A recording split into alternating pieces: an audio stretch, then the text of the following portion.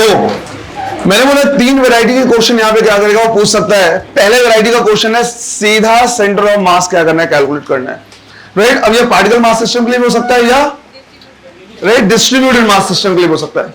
अगला पार्ट जो हमारा क्या होगा यहां पे रहेगा, राइट, वो रहेगा नेगेटिव मास कॉन्सेप्ट। इसको सही तरीके से क्या करना समझना है, क्योंकि क्वेश्चन एक्चुअली आसान है अगर सही तरीके से क्या करें समझ लिए तो नेक्स्ट हमें क्या करना है, देखना है नेगेटिव मास कॉन्सेप्ट।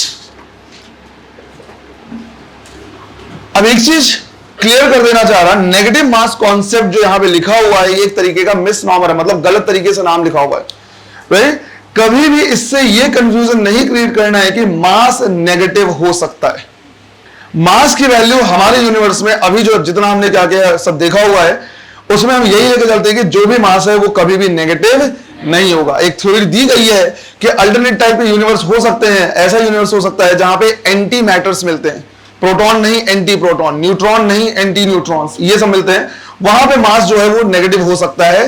अगर मास वहां पे नेगेटिव हुआ तो एक दूसरे को क्या करेंगे, रिपेल भी करेंगे, क्योंकि वो स्पेस टाइम कर्वेचर को बेंड नीचे नहीं करते बल्कि किधर करते, ऊपर करते हैं। ये सारी चीजें काल्पनिक है, सिर्फ और सिर्फ थ्योरी दी गई है, अभी तक कोई इसका प्रूफ नहीं मिला है, सिर्फ मैंने ऐसे बता दिया। मैं जो बात कर रहा हूं ये बिल्कुल अलग। यहां पे नेगेटिव मास कॉन्सेप्ट जो है इसका मीनिंग अलग है, ध्यान रखना है, इसका मीनिंग अलग है। मास नेगेटिव नहीं है तो फिर क्यों बोला हुआ है नेगेटिव मास, राइट, वो मैं समझा दे रहा हूं। इसमें मान लो मैंने क्या किया, एक बोला कि हमारे पास क्या है, एक डिस्क है, मुझे ये बताना पड़ेगा कि ये डिस्क है या स्फीयर है या जो भी है, राइट। इस तरह से मुझे क्या करना होगा, इसको पहले बताना होगा। तो लेट्स से मैंने बोल दिया कि ये हमारे पास क्या है, एक डिस्क, ये डिस्क है। अब जो डिस्क है उसका पूरा मास कहां डिस्ट्रीब्यूटेड होता है, राइट, पूरे के पूरे एरिया में। जो मास डिस्ट्रीब्यूटेड होता है, मैंने कॉन्सेंट्रेटेड नहीं पूछा, तुम सेंटर बता रहे हो, डिस्ट्रीब्यूटेड कहां होता है, पूरे एरिया में।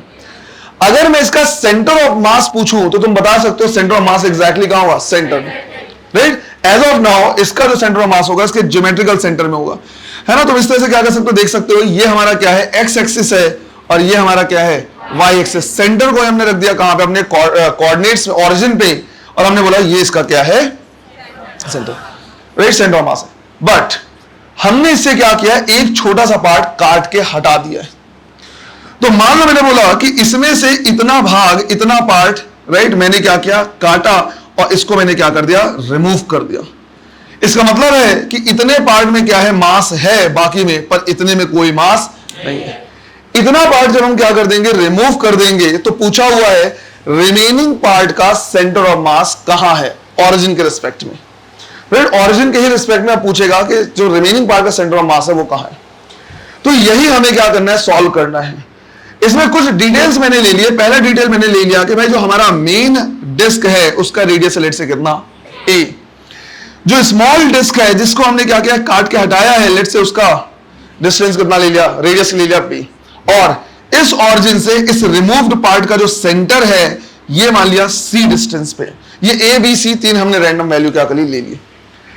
अब मैं चाहता हूं कि जो रिमेनिंग पार्ट है उसका सेंटर ऑफ मास कहां पे होगा, वो मुझे क्या करना है, जानना है। हम देख के एक अंदाजा तो लगा सकते हैं कि centre of mass left hand side क्या होगा, शिफ्ट होगा, क्योंकि राइट हैंड साइड का ओवरऑल मास क्या हो गया, कम हो गया है, तो लेफ्ट हैंड साइड शिफ्ट होगा। जबकि वाई एक्सिस में हमने इसको क्या किया है, इक्वल इक्वल डिस्टेंस पे रखा है। ऐसे रखा है कि जितना रिमूव्ड पार्ट ऊपर है उतना ही रिमूव्ड पार्ट नीचे, ताकि इससे कोई परेशानी ना जाए, सिर्फ एक ही वैल्यू निकालनी पड़े। अब इसको निकालते कैसे, तो इसको हम क्या करते हैं, ऐसे मानते हैं कि अगर जहां रिमूव्ड पार्ट है अगर उसका मास होता तो कितना होता, राइट। हम ये मान के चल रहे हैं, हमें पता है कि यार जितने पार्ट को हमने रिमूव कर दिया वहां पे क्या कोई मास है एक्चुअली में, नहीं, पर अगर होता तो कितना होता, राइट, वो हम देखते हैं। और अगर यहां पे भी मास होता तो ये पूरा कंप्लीट एक डिस्क बन जाता, जिसकी वजह से इसका ऑरिजिन कहां पे होता, सॉरी सेंटर ऑफ मास कहां होता, एग्जैक्टली सेंटर पे। तो ये हमारे लिए ज्यादा आसान हो जाता है अज्यूम करना कि जहां पे मास नहीं है अगर वहां पे मास होता तो क्या होता, राइट। चीजें सिमेट्रिकल हो जाती, डिस्क पूरा सिमेट्रिकल हो जाता और इसका centre of mass exact geometrical centre में होता। तो जब हम जहां पे कुछ भी नहीं है वहां पे भी क्या कर रहे हैं, मास एज्यूम कर रहे हैं कि अगर होता तो कितना होता, इसलिए हम इसको मान रहे हैं नेगेटिव मास कॉन्सेप्ट। राइट। इसके बेसिस हमने इसका नाम रख दिया नेगेटिव मास कॉन्सेप्ट, कि जहां पे कुछ नहीं है, अगर वहां पे होता तो कितना होता। बात आई समझ में? बस उसी को लेके क्या करना है, चलना है। अब सॉल्व कैसे करना है, हम बात कर रहे हैं डिस्क की। डिस्क अगर है तो डिस्क का जो मास होता है वो कहां डिस्ट्रीब्यूटेड होता है, सरफेस एरिया पे। और सरफेस एरिया पे, तो यहां पे हम क्या कर सकते हैं, सरफेस एरिया डेंसिटी बोल सकते हैं। तीन टाइप की डेंसिटी होती है, लीनियर डेंसिटी, एरिया डेंसिटी, जिसका दूसरा नाम सुपरफिशियल डेंसिटी भी होता है, और तीसरा होता है वॉल्यूमेट्रिक डेंसिटी। इंटीग्रेशन के टाइम पे ये भी मैंने क्या कर दिया था, बता दिया था। यहां पे हम बात करेंगे किसकी, एरिया डेंसिटी या सुपरफिशियल डेंसिटी, जिसको रिप्रेजेंट करेंगे किससे, सिग्मा से। तो यहां पे हम क्या कर रहे हैं, कुछ चीजें अज्यूम कर रहे हैं। पहला हमने अज्यूम किया कि m1 मास है। जो m1 मास है वो बचे हुए पार्ट का मास है। मैं चाहूं तो उसको क्या कर सकता हूं, लिख सकता हूं डेंसिटी मल्टीप्लाइड बाय एरिया, क्योंकि डेंसिटी कौन सी यूज कर रहे हैं, सरफेस डेंसिटी या एरिया डेंसिटी। तो मास क्या हो जाएगा, area density multiplied by area. जिनको जो फॉलो नहीं कर पा रहे हैं, भैया सिंपल है, सरफेस एरिया डेंसिटी क्या होता है, मास डिवाइड बाय एरिया। तो यहां से मास क्या हो जाएगा, sigma into area, sigma into area. तो मुझे क्या करना है, रिमेनिंग पार्ट का मास देखना है, तो मैं लिखूंगा sigma multiplied by remaining part का एरिया। रिमेनिंग पार्ट का एरिया कितना बचा, pi A square minus pi B square. भाई टोटल एरिया में से इतने एरिया को हटा दो, तो ये हो गया पाई ब्रैकेट में ए स्क्वायर माइनस बी स्क्वायर। इसी तरह से अगर इसका मास होता तो कितना होता, तो हम लिखेंगे sigma multiplied by pi B square. अब अगर मैं दोनों को, रिमेनिंग पार्ट और रिमूव पार्ट को क्या कर दूं, जोड़ दूं, इमेजिन करो कि यहां पे इतनी बड़ा एक डिस्क लगा दूं, तो ये एक प्रॉपर पूरा डिस्क बन जाएगा या नहीं बन जाएगा, तो ये पूरा डिस्क बन गया। और जैसे ही पूरा डिस्क बना, हमारे लिए काम आसान हो गया, क्योंकि टोटल के लिए जो सेंटर ऑफ मास है वो 0,0 पे है, सेंटर पे। बात आई समझ में? राइट। इस तरह से मैं यहां पे लिख भी दे रहा कि जो m1 है ये है mass of remaining part, right. ये क्या है, मास ऑफ रिमेनिंग पार्ट। और जबकि m2 क्या है, मास ऑफ रिमूव्ड पार्ट। जो पार्ट हमने क्या कर दिया, रिमूव कर दिया है, उसके मास की हम क्या कर रहे हैं, बात कर रहे हैं। क्लियर है ये? अब फॉर्मूला हमारा क्या है, x centre of mass is equal to m1 x1 plus m2 x2 divide by m1 plus m2। System का सेंटर ऑफ मास कहां पे है, ऑरिजिन पे। ये दो चीजों से मिलकर बना है, एक पूरा डिस्क दो चीजों से बना है, रिमूव्ड और रिमेनिंग। दोनों को जोड़ दो तो पूरा डिस्क बन जाएगा, और उसका सेंटर ऑफ मास कहां है, ऑरिजिन पे। तो x सेंटर ऑफ मास हमने कितना लिख दिया, 0। ये लिख दिया 0। फिर हमने लिखा m1, राइट। m1 क्या है, मास ऑफ द रिमेनिंग पार्ट। फिर हमने लिखा x1, x1 क्या है, centre of mass of remaining part, centre of mass of remaining part. और यही हमें क्या करना है, निकालना है। हमें यही तो निकालना है कि यार रिमेनिंग पार्ट का सेंटर ऑफ मास कहां पे, राइट। इसी तरह से प्लस m2, m2 क्या है, mass of remove part multiplied by x2, x2 क्या है, centre of mass of remove part. ये जो रिमूव किया ये परफेक्ट डिस्क है ना, अगर ये होता तो सिर्फ इतने पार्ट का सेंटर ऑफ मास कहां पे था, ज्योमेट्रिकल सेंटर पे, जो कि ऑरिजिन से कितने डिस्टेंस पे। तो क्या मैं यहां पे सी लिख सकता हूं, बिल्कुल।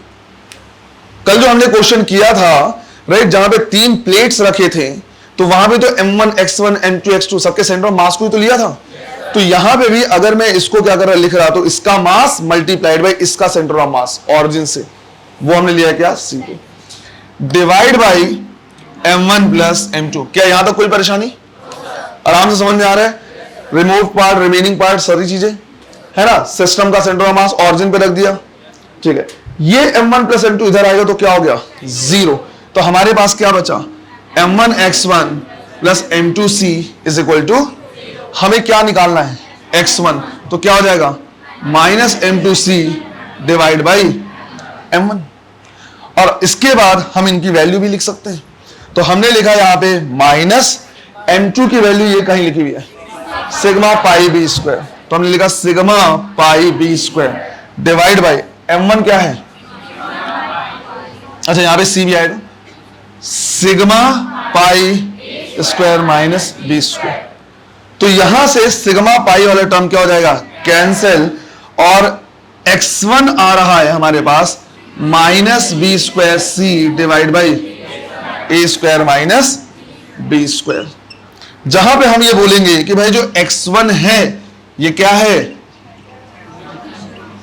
Position of centre of mass of remaining part, और ये माइनस साइन क्या इंडिकेट कर रहा है कि वो ऑरिजिन की लेफ्ट हैंड साइड पे, तो एक्चुअल जो सेंटर ऑफ मास है ये वाला है, ये आएगा x1।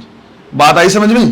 तो लेफ्ट हैंड साइड, तो माइनस इंडिकेट कर रहा है क्योंकि तुमने यहां पे कोई साइन कन्वेंशन यूज ही नहीं किया कि प्लस आएगा माइनस आएगा, तो आंसर विद साइन आ रहा है। माइनस बता रहा है कि ऑरिजिन से लेफ्ट हैंड साइड, जो कि ऑब्वियस बात आना भी चाहिए।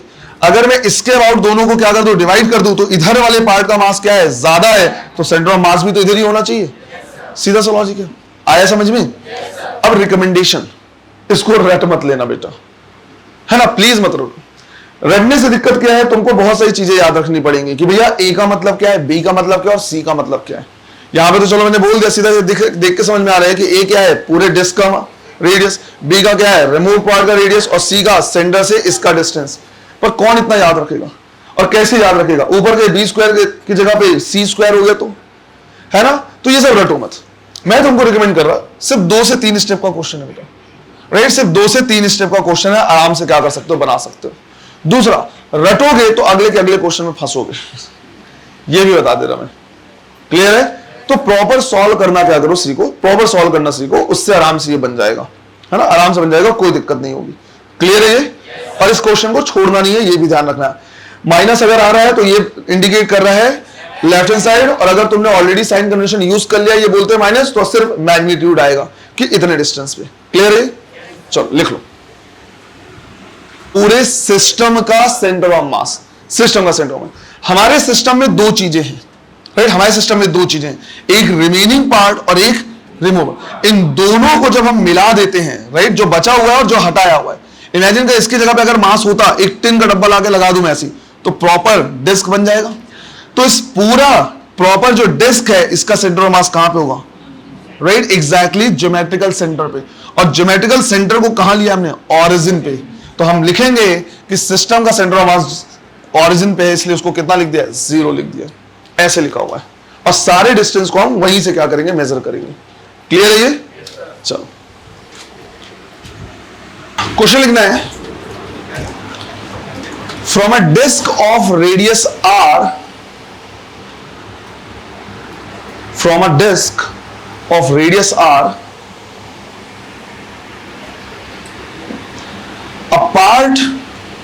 a part of diameter r, a part of diameter r is removed in such a way, is removed in such a way that removed part touches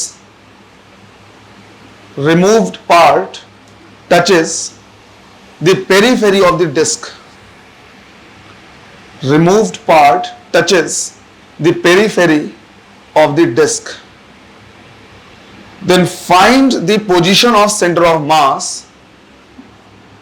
Find the position of center of mass of the remaining disc. Find the position of center of mass of remaining disc from its geometrical center. From its geometrical center. Right?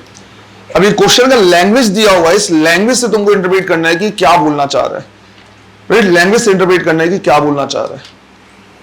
देखो जरा diagram draw करो अपने अपने। सबसे पहले तो जो question का लैंग्वेज है उसको क्या करो, चेक करो क्यों, क्या बोलना चाह रहा है।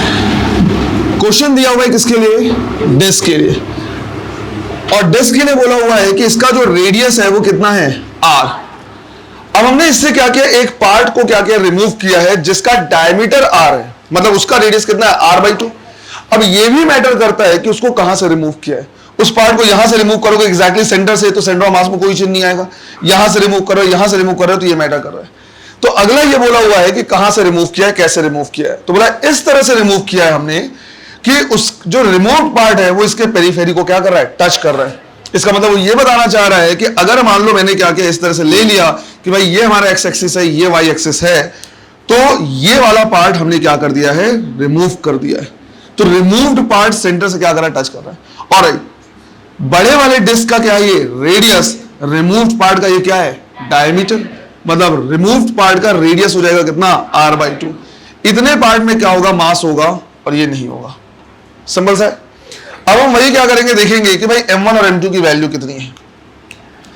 तो हम m1 की वैल्यू क्या कर सकते हैं, देख सकते हैं। हम लिखेंगे sigma pi r2 square minus r1 square. तो r2 की जगह पे लिखेंगे r, और रिमूव पार्ट का क्या लिखेंगे, r/2 का होल स्क्वायर। तो r square minus r square by 4 कितना हो जाएगा, 3r स्क्वायर बाई 4। तो ये आ रहा है sigma pi 3r square by 4, ये पार्ट आ गया।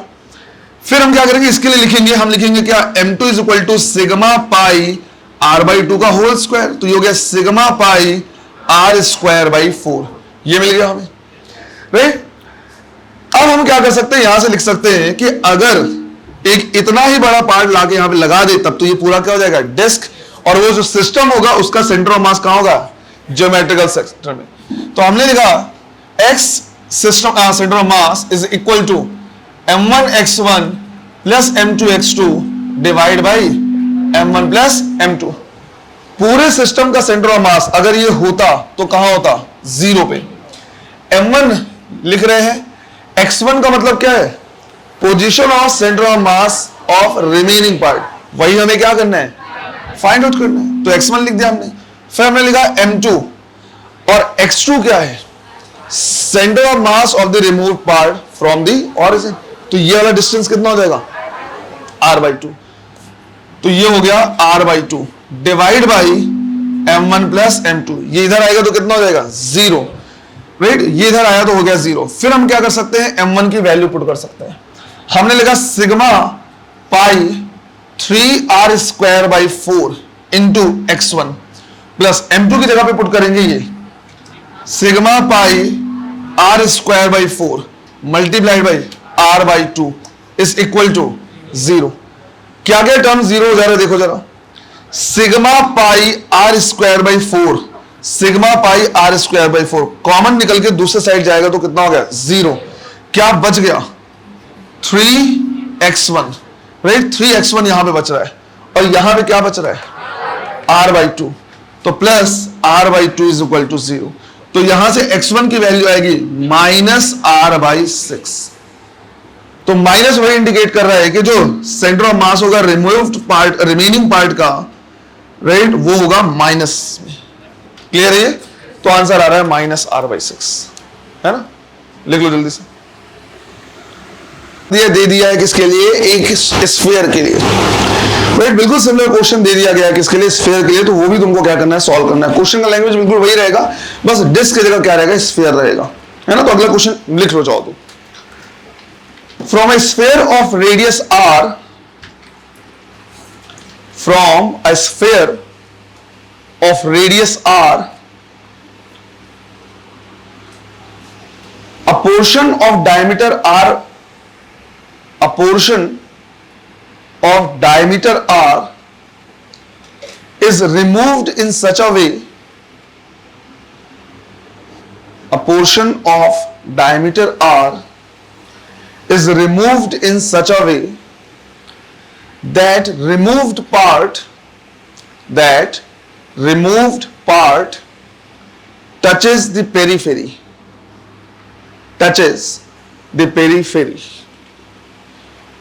then find the center of mass, of the remaining part, center of mass of remaining part from its center,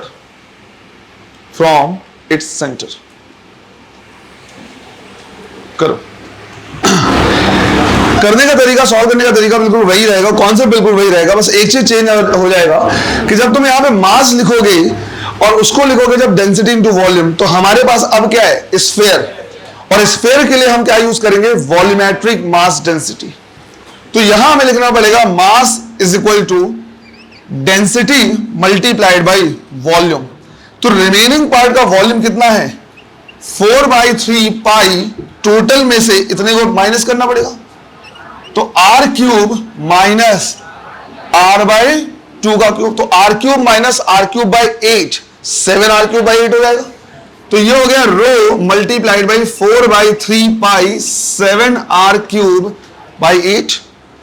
इसी तरह से n2 अगर हम लिखेंगे तो हम लिखेंगे डेंसिटी मल्टीप्लाइड बाई इसका वॉल्यूम, ये हो जाएगा 4/3 पाई r/2 का क्यूब, तो कितना हो गया 4/3 पाई r3/8। बस यही एक चेंज आएगा, बाकी कॉन्सेप्ट वाइज क्या है बिल्कुल सेम है। अब जब हम उसको क्या करेंगे, सॉल्व करेंगे, तो हम बोलेंगे अगर जो रिमूव पार्ट है वहां पे एक इतना ही बड़ा स्फीयर डाल देते हैं तो ये टोटल प्रॉपर स्फीयर बन जाता, और उसका सेंटर ऑफ मास होता कहां पे, राइट, एक्चुअल सेंटर पे, ऑरिजिन पे। तो इसकी वैल्यू कितनी, 0 is equal to m1x1 plus m2x2 divide by m1 plus m2। ये पूरा इधर गया, क्या हो गया 0। m1 की जगह मैं पुट करूंगा रो इंटू 4/3 पाई 7r3/8, और रिमेनिंग पार्ट का मुझे सेंटर ऑफ मास निकालना है which is x1, plus m2 की जगह हम पुट करेंगे rho into 4/3 pi r3/8 multiplied by remaining part का सेंटर ऑफ मास यहां से कितने डिस्टेंस पे है, r/2 पे, तो हमने लिखा r/2 इज इक्वल टू 0। क्या सारे टर्म्स कांस्टेंट आके बाहर आएंगे, कॉमन आके बाहर उधर जाएंगे, रो 4/3 पाई r3/8, राइट, रो 4/3 पाई r3/8 पूरा चला गया उधर, क्या बच गया 7x1, और यहां पे क्या बच रहा है, राइट, r/2। तो यहां पे बच रहा है हमारे पास r/2 इज इक्वल टू 0। तो यहां से x1 की वैल्यू आएगी minus r/14, minus r/14। Clear है ये, जहां पे माइनस वही इंडिकेट कर रहा है कि क्या है ये लेफ्ट हैंड साइड है ना, सिंबल सा। इसीलिए मैंने तुमको बोला था कि वो फॉर्मूले को रट मत लेना, क्योंकि वो लिखवाया था मैंने किसके लिए, डिस्क के लिए, और ये किसके लिए, स्फीयर के लिए। सबके लिए चेंज होता रहेगा, डिपेंड करता है वहां पे वॉल्यूमेट्रिक किस तरह से लिया है, मतलब सॉरी डेंसिटी किस तरह का लिया हुआ है ना। सिंपल है, ये तरीका याद रखो सॉल्व करने का, वहां से सॉल्व कर सकते हो। क्लियर है, चलो लिख लो जल्दी से इसको। अच्छा, यहां पे मैंने डिस्क लिखा रहने दिया था, सॉरी, है ना, उसको ध्यान रखना क्या था ये, राइट, ये जो है वो क्या था, स्फीयर था। इससे पहले डिस्क का क्वेश्चन किया था, ये क्वेश्चन स्फीयर का था, उसको थोड़ा सा ध्यान रखना। अगेन थोड़ा सा इस पे क्या करना है, फोकस करना है, जो मैं यहां पे क्या कर रहा बता रहा हूं। हमारे पास फॉर्मूला है r centre of mass is equal to m1r1 plus m2r2 plus m3r3 divide by m1 plus m2 plus m3 and so on, जितने भी है। ये हमने क्या क्या सीखा हुआ है। एक तो सीधा सीधा क्वेश्चन r1 वेक्टर के फॉर्म में, r2 वेक्टर के फॉर्म में दे देगा, कुछ भी गड़बड़ नहीं है। वेक्टर को स्केलर क्वांटिटी से मल्टीप्लाई करना तुमने सीखा है। सिर्फ और सिर्फ जो भी आई कैप, जे कैप, के कैप के कोफिशिएंट्स होंगे वो उतने टाइम्स क्या हो जाएंगे, इंक्रीज हो जाएंगे। दूसरी चीज जो तुमको ध्यान रखनी है ये कि अगर वेक्टर दिया है प्लस में, और प्लस और माइनस, तो वो भी साइन का भी क्या करना, ध्यान रखना है। अगर यहाँ पे 3 आई कैप आ रहा है मान लो, और यहाँ पे -4 आई कैप आ रहा है, तो 3 - 4 सीधा सीधा -1 क्या कर देना, लिख देना, उसका भी क्या करना है, ध्यान रखना है। और वहां से तुम r सेंटर ऑफ मास क्या कर सकते हो, निकाल सकते हो। तो वेक्टर में बेस्ड क्वेश्चन तो इसके लिए क्या होगा, कंपैरेटिवली इजी होगा, सीधा सीधा मल्टीप्लाई करके क्या करना है, निकालना है। बट एक क्वेश्चन हमने क्या किया था, देखा था, जिसमें हमने बोला था कि m1 को अगर हम क्या करते हैं, डिस्प्लेस कर दे, तो m2 को कितना डिस्प्लेस करना पड़ेगा, और r सेंटर ऑफ मास कितना डिस्प्लेस होगा। इसका मतलब है एक को उठा के दूसरी जगह पर रख दे तो बाकी सारी चीजें भी क्या हो रही, चेंज हो रही।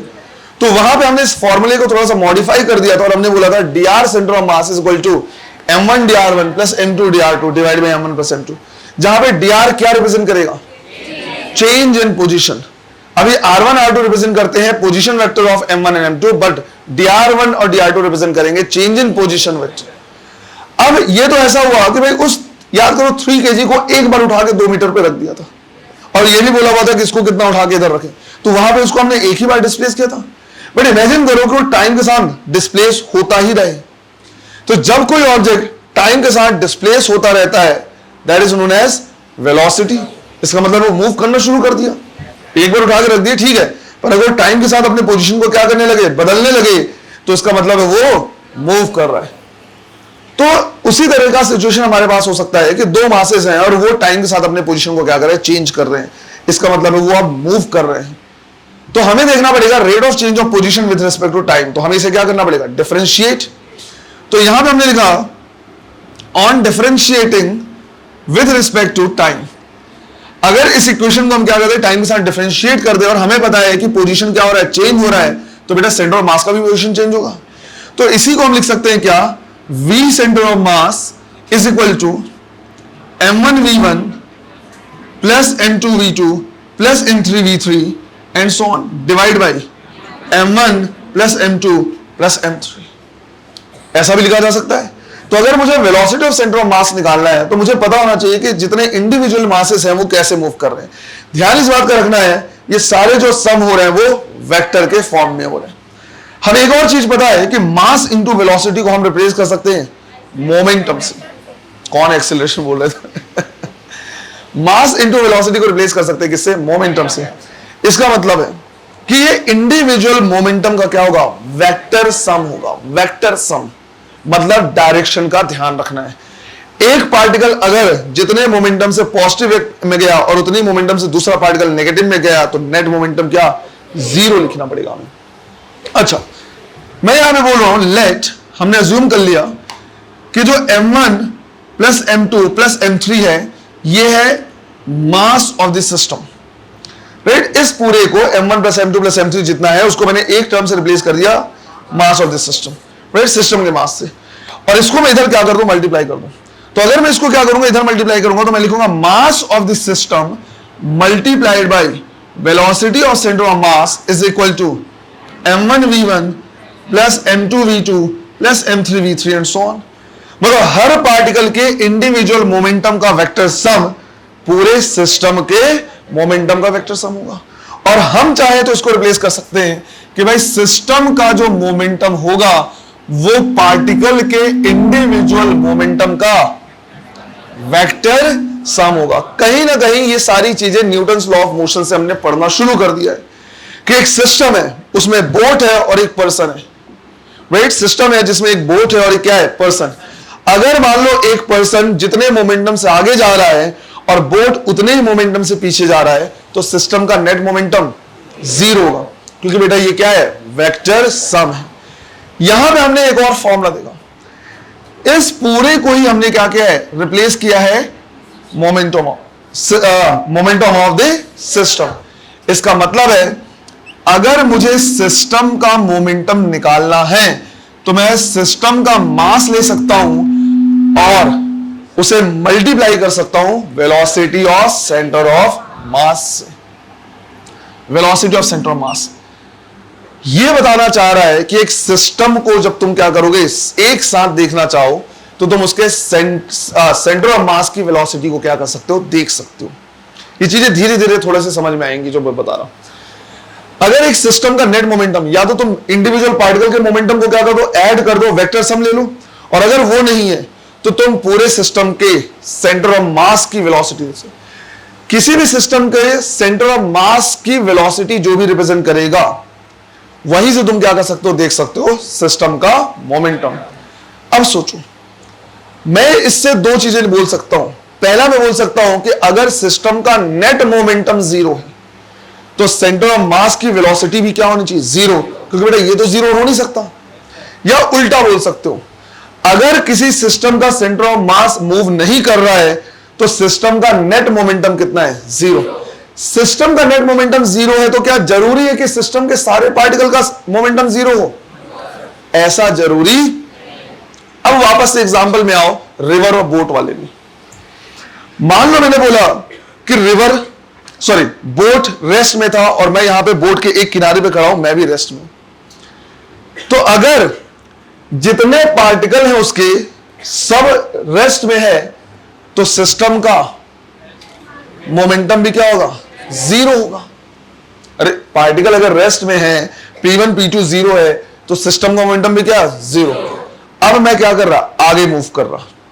मैं क्या कर रहा, आगे मूव कर रहा। जितने मोमेंटम से मैं आगे मूव कर रहा उतनी मोमेंटम से बोट पीछे जाएगा। ऐसा क्यों? क्योंकि कोई एक्सटर्नल फोर्स नहीं है। तो जितना P1 आया है उतना ही इक्वल एंड अपोजिट क्या आ गया?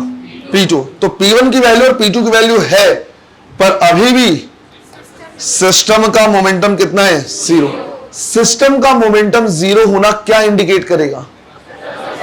सेंटर ऑफ मास की वेलोसिटी भी, सेंटर ऑफ मास की वेलोसिटी 0 मतलब सेंटर ऑफ मास मूव। एक चीज समझ लेना बेटा, अगर ये बोट है जो शुरू में रुका हुआ था और उस पर एक पर्सन खड़ा हुआ है वो भी रुका हुआ था, अगर ये मूव कर जाए तो बोट भी पीछे मूव कर जाएगा, बट सेंटर ऑफ मास अपनी जगह से टच से मस नहीं होगा। बात आई समझ में? ये यही बोलना चाह रहा है कि अगर ऐसा हुआ कि सिस्टम का नेट मोमेंटम 0 है, तो ये कंक्लूड करता है सेंटर ऑफ मास की वेलोसिटी भी 0 होगी। सेंटर ऑफ मास से हम पूरे सिस्टम को देखना शुरू कर देंगे, क्योंकि अगर एक में बहुत सारे मासेस हैं तो हम कैसे इंडिविजुअल को फोकस करेंगे? तो हम सिंपल किस पे फोकस करना शुरू कर देते हैं? सेंटर ऑफ मास पे। सीधा सेंटर ऑफ मास को देखते हैं। हम बोले यार अगर नेट मोमेंटम 0 है तो सेंटर ऑफ मास रेस्ट पे ही रहेगा, वो मूव नहीं कर सकता। या उल्टा, सेंटर ऑफ मास हमें दिख रहा है रेस्ट में, तो भले इंडिविजुअल पार्टिकल इधर उधर घूमते रहे, पर सिस्टम का नेट मोमेंटम क्या होगा? 0 होगा। बात आई समझ में? थ्योरेटिकल क्वेश्चन पूछना, बताना मुझे। एक मास यहां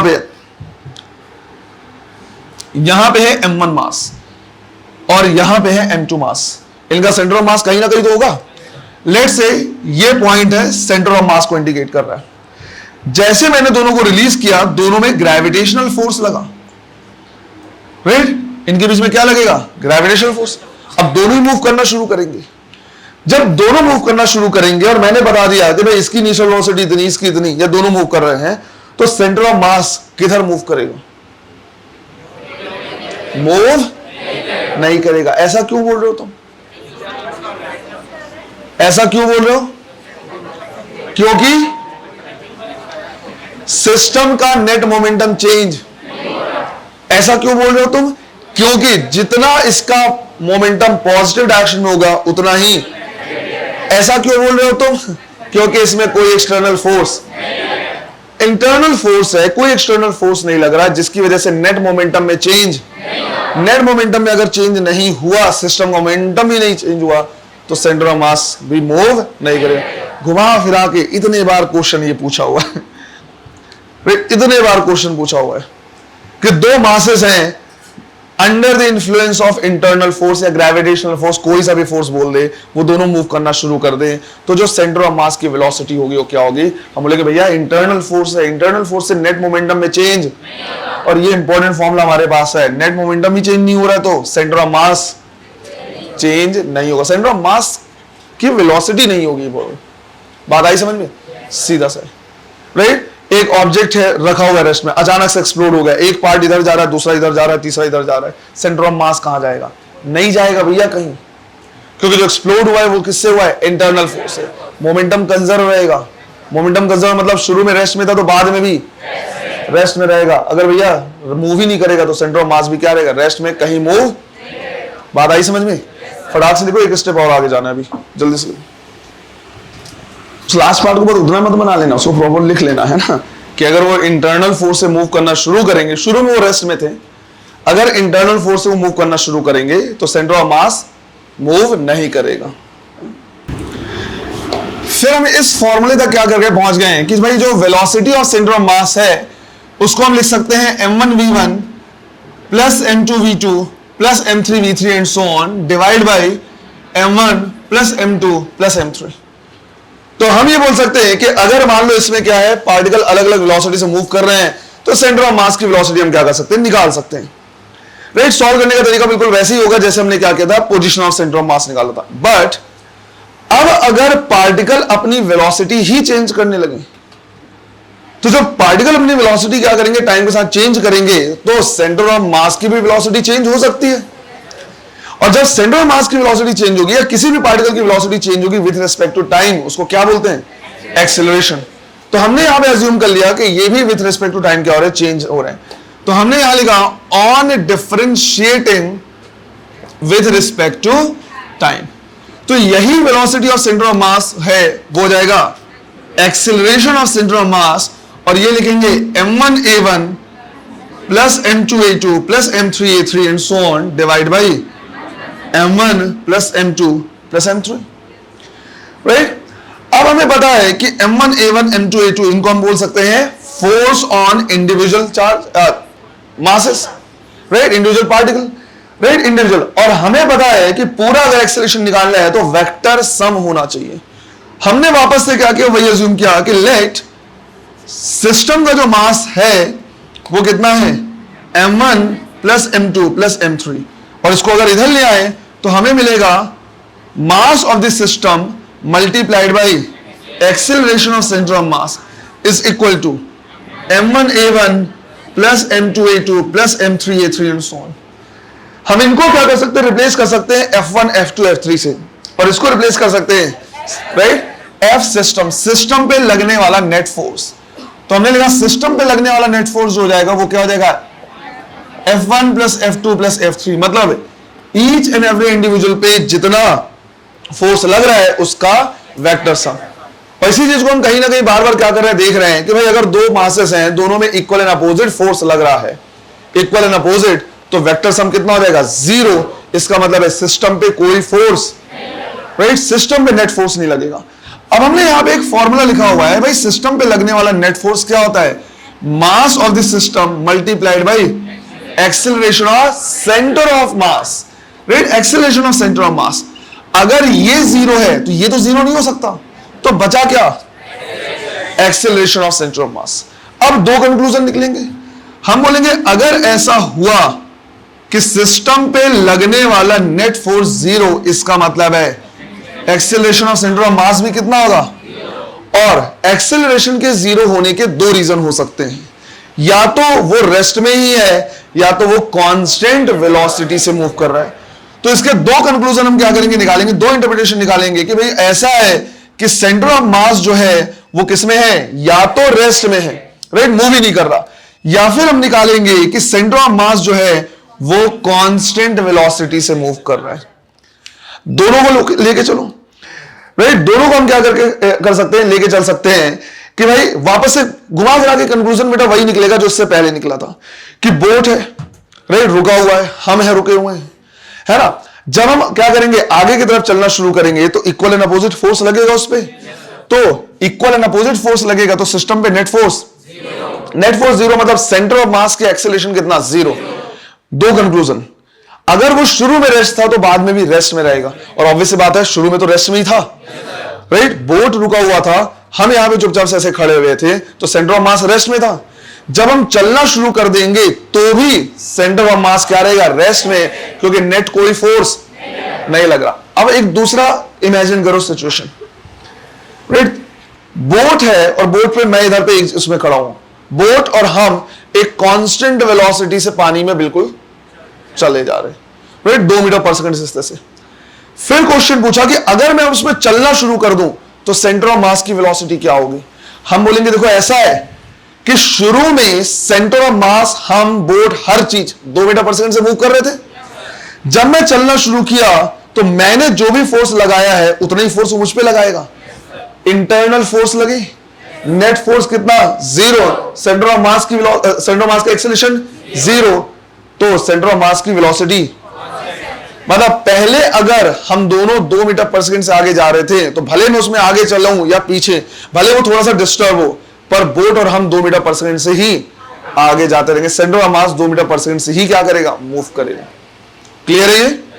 तो सिंपल से ये सारे कंक्लूजन क्या होते हैं यहां पे निकल के आते हैं, और इसको भी क्या करना याद रखना, क्योंकि सारी चीजें कनेक्टेड है, घुमा फिरा के जो भी तुमने सीखा है वही घुमा फिरा के यहां पे भी आ रही है। बात आया समझ में, राइट। तो तुम सिस्टम का अगर फोर्स, नेट फोर्स कितना लग रहा है निकालना है तो बस सेंटर ऑफ मास को देख लो, एक्सीलरेशन अगर उसमें है तो सिस्टम ऑफ मास से क्या कर दो, मल्टीप्लाई कर दो, वो निकल जाएगा। क्लियर है? एक और चीज मैं यहां पे क्या करना चाह रहा, डिस्कस करना चाह रहा कि मान लो मैंने बोला कि भाई यहां पे मेरे पास एक Q1 चार्ज है, लेट से ये पॉजिटिव है और इसका मास है m1, दूसरा यहां पे -Q2 चार्ज है, नेगेटिव है, इसका मास है लेट से m2। इस पूरे को मैं क्या कर रहा, एक सिस्टम की तरह ट्रीट कर रहा, इस सिस्टम की तरह ट्रीट कर रहा। शुरू में दोनों क्या थे, रेस्ट में थे, जैसे मैं रिलीज करूंगा दोनों में क्या लगेंगे, कूलम्बिक फोर्स लगेंगे, राइट, दोनों में कूलम्बिक फोर्स लगेंगे। ये जो फोर्स है वो कैसा है, इक्वल एंड अपोजिट है। तो मैं बोल सकता हूं कि शुरू में अगर ये रेस्ट में थे तो बाद में सेंटर ऑफ मास बाद में भी क्या रहेगा, रेस्ट में, राइट। म्यूचुअल फोर्स से इंटरनल फोर्स से सेंटर ऑफ मास मूव, हाँ शुरू में मूव कर रहा होता तो बाद में भी उतनी से मूव करता, लेकिन शुरू में अगर रेस्ट में था तो बाद में भी क्या रहेगा, रेस्ट में रहेगा।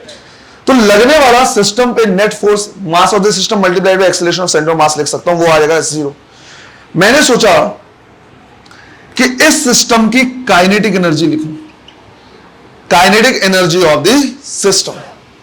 तो kinetic energy of the system को क्या मैं half mass of the system multiplied by velocity of centre of mass के स्क्वायर से नहीं लिख सकता क्या, राइट? ऐसा हम चाहें तो नहीं कर सकते बेटा। ये एक बहुत बड़ा मिस्टेक है जो हम क्या करते हैं, हमेशा देखते हैं। ये तुमको याद रखना है कि ये नहीं करना है, राइट? अगर मैं इस सिस्टम की काइनेटिक एनर्जी क्या करना चाहूं, लिखना चाहूं, तो तुम कभी भी भूल के भी half mass of this system multiplied by velocity of centre of मास का स्क्वायर नहीं करोगे। ये भूल के भी नहीं करना है तुमको। समझो क्यों नहीं करोगे बेटा।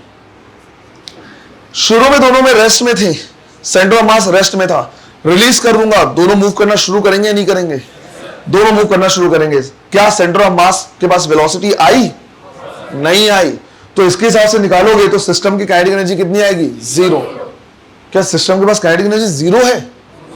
कुछ का कहना हो सकता है sir equal and opposite kinetic energy है। काइनेटिक एनर्जी एक स्केलर क्वांटिटी है, इक्वल एंड अपोजिट का कोई रोल।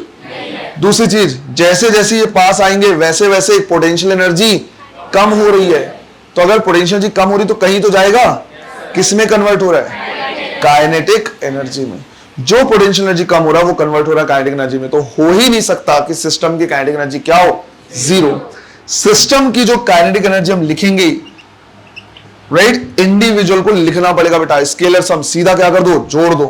क्या लिखोगे, half m1 v1 square plus half m2 v2 square plus half m3 v3 square and so on. इस तरह से ही हमें क्या करना है, लिखना है काइनेटिक एनर्जी। ये हमारा कनेक्टिंग लिंक है between centre of mass and rotational. इसी पॉइंट से सिस्टम की काइनेटिक एनर्जी को कैसे लिखेंगे, इंडिविजुअल पार्टिकल के काइनेटिक एनर्जी को सीधा क्या कर देना है, ऐड कर देना। यहीं से हम शुरू करेंगे अपना रोटेशनल मोशन। अभी कंप्लीट नहीं हुआ, अभी एक लेक्चर बचा है, रिवॉल्व प्रॉब्लम करवाने ना, तो अभी एक लेक्चर बचा हुआ है। बट मैं यहीं से तुमको क्या कर दे रहा, बता दे रहा कि इसी पॉइंट से हम अपना रोटेशनल मोशन क्या करेंगे, शुरू करेंगे। पूरे चैप्टर कनेक्टेड हैं, कनेक्शन समझ में आना चाहिए। बात आई समझ में, है ना? तो इसको लिख लेना है, ये बहुत इंपॉर्टेंट है कि कुछ भी कर लो इस तरह से नहीं लिखना। काइनेटिक एनर्जी लिखना तो इंडिविजुअल लिखना है, राइट? एक एक पार्टिकल का जोड़ के लिखना है। यहां से या तुम बोल सकते हो यहां से भी एक क्वेश्चन है, वो भी हम क्या करेंगे देखेंगे। नोट करो जरा इसे, देखो क्वेश्चन एक समझो।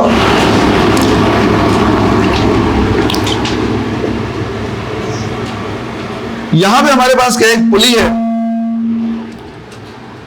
इसके दूसरी तरफ एक m1 मास हमने क्या कर दिया, लटका दिया है, और दूसरा m2 मास लगाया हुआ है, और हमने बोला late m1 is greater than m2।